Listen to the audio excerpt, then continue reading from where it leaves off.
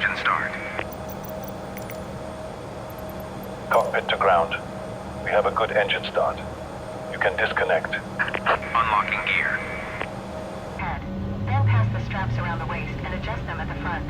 To inflate the vest, pull the red string firmly only when exiting the plane. To refill the vest, blow into the mouthpiece. Before departure, please read the safety cards, fasten your seatbelts, fold the armrests, and open the windows. For your safety and comfort, we recommend that you keep... All right, hello.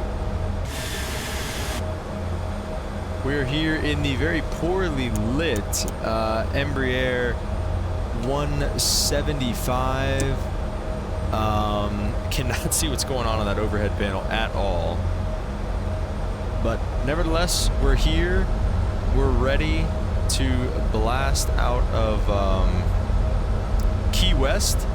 Getting in here was pretty tough, but it's been a nice little bit, and we're here ready to get going.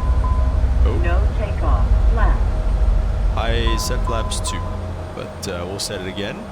So we'll just wait till we get that going for us. Okay, and we have takeoff set.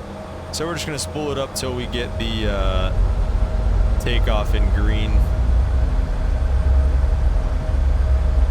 There it goes, takeoff auto throttle.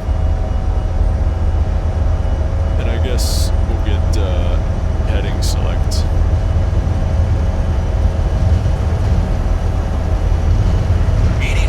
Checked.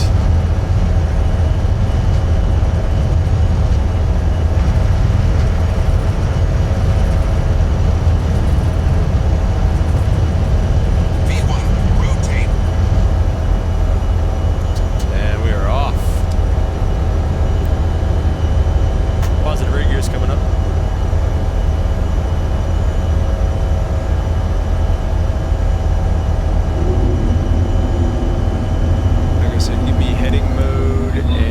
Light level change. Where do my throttles go? I have no idea. So we'll just firewall them. And give me the auto throttle back if you don't mind. Why is the altitude set on 900 feet? Throttle. Wow, this is insane. Okay. Let's go, just give me the autopilot so that I can work on this yaw damper as well. Let's go flaps to 1. And then clean, okay. Altitude select.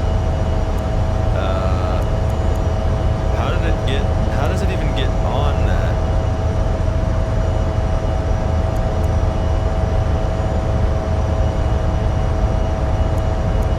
We're only going to 17,000, but how does it get the hundreds? I don't even know that was possible.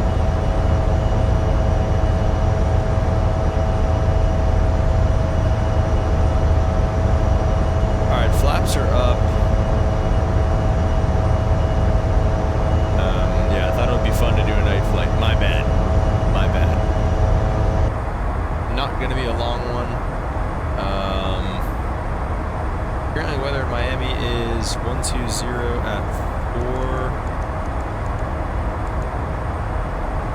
And we got temperature 29er. 2,000 to go until our cruising out to 17,000 feet. So we're going to stay under 18,000, so we don't even have to switch the aero settings. And there's our landing weights and all that good stuff. So we're going to keep that right now. Oh, look at that. Beautiful little night flight here for us. There's, I'm sorry, 17.9 we leveled off at, so yeah, right. I don't know, I don't even know how that happened. How did that even, like, I didn't even know that could happen.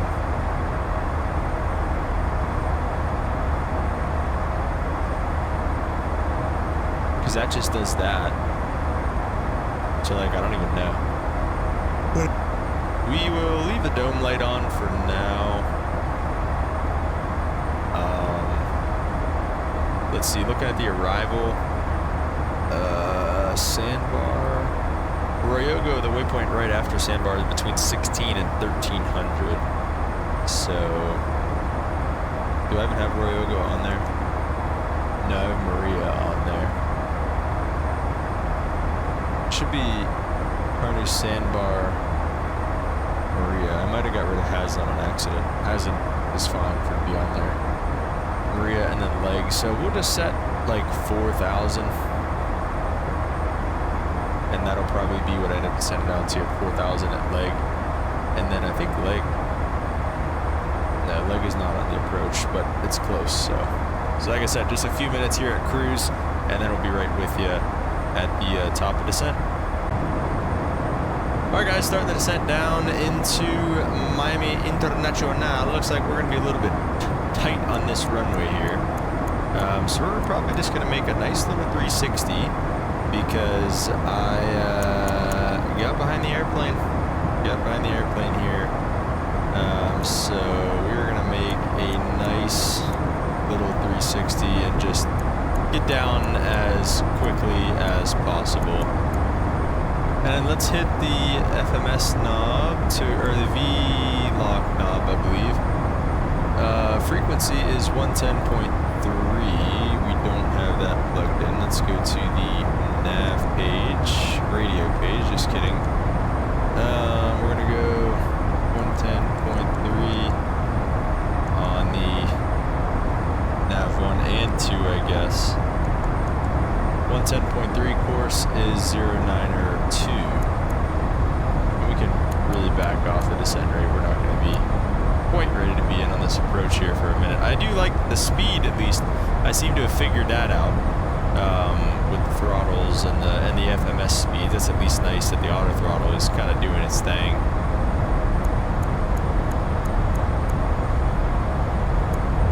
And really, I'm going to bring this heading all the way around. And honestly, this heading direct to Chrome, I kind of like, maybe not direct, but something like a 140 heading, 130 heading, I think should do us some good. Honestly, 140 would be good, I think. Give us a little bit, 140 just gives us a little bit more time on the localizer.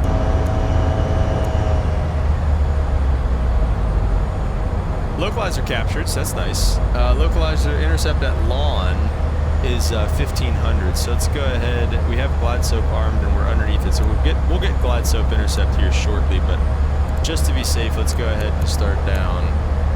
We can start down after Cobra, which we're not quite at yet, and honestly, let's keep it actually. Let's keep our altitude here, because we can't be below 3 until after Cobra anyways. Glide slope capture, there we go. Missed approach altitude is 3,000, so we'll just leave this set. Let's go with, what was I going to do? The minimums are 450. So we'll go ahead and set that. And on our way down to lawn, we're going to set our final approach speed of, stay with me here, 2,500. looks like 138. We'll set like a 145 just to be safe. Let's go ahead with flaps 4, and let's go gear down as well here.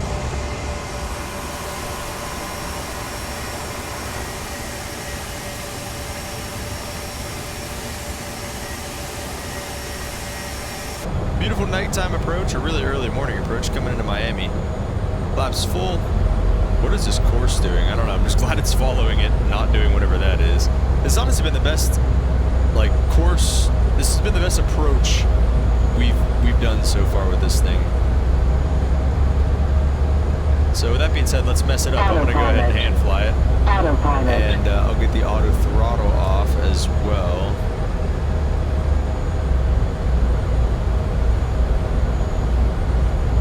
Try to hold about 145. Like I said, that's a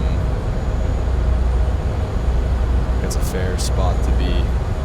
You don't have to arm the speed brakes in this either, which is nice. I don't know if that's real or not in the airplane, but I believe once the reversers come out, so does the speed brake.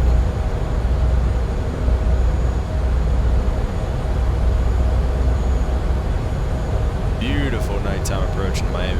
This is absolutely gorgeous.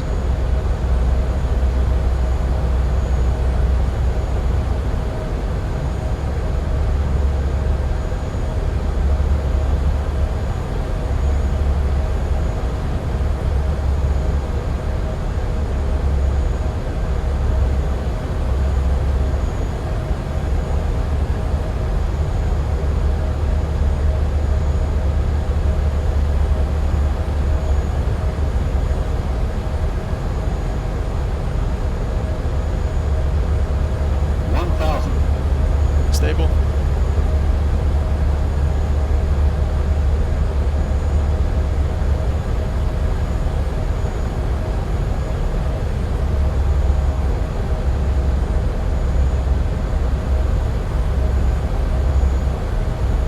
little high, we're correcting that.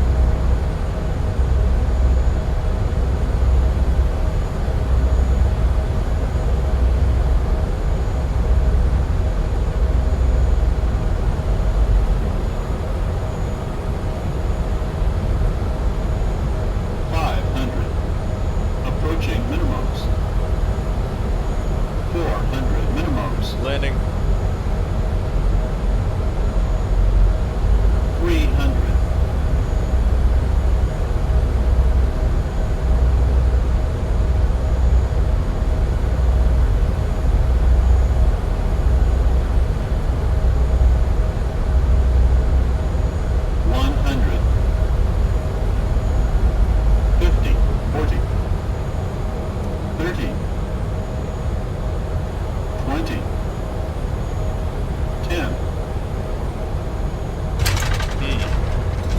Pretty firm as always in the 175, but we got reversers out.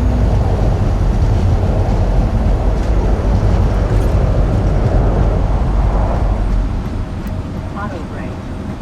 Alright, and we'll exit to the right. Take our usual, like, first gate here, pretty much.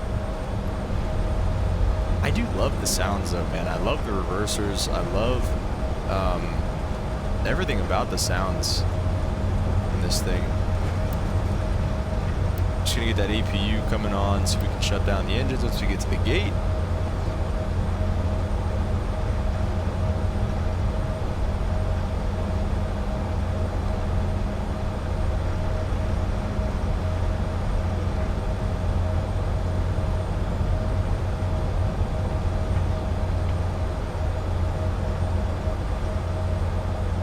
Alright, so real quick here, we're just going to stop and get things set up. We're going to get those flaps coming up. We're going to get our strobes off.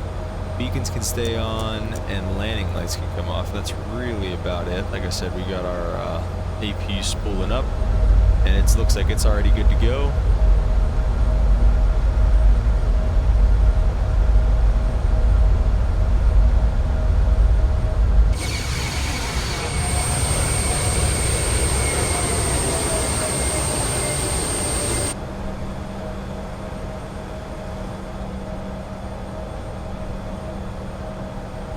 Here we go, take Delta 39 is fine.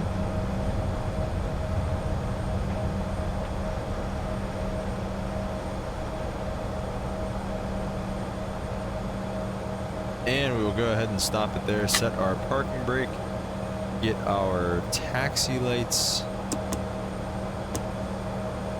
off, I think we have them off.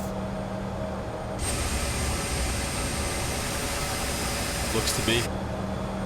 We'll get the beacon, well, we'll shut the engines off first and then we'll get the beacon, I guess. Now we'll shut the beacon off. Nav lights can stay on, strobe lights are off.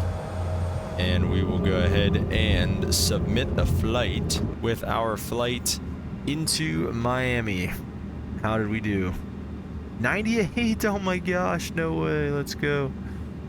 Oh my gosh, we finally get a good score again. Did over 280 on the initial approach. I don't know what initial approach is talking about, but whatever. Negative 227 on the landing rate, still not great there, but 36 minutes on the block, but just under 30 minutes on the flight time. Like I said, 98, we will freaking take that. That reminds me of our days back at United whenever we actually got good scores and stuff. So, missed that for sure.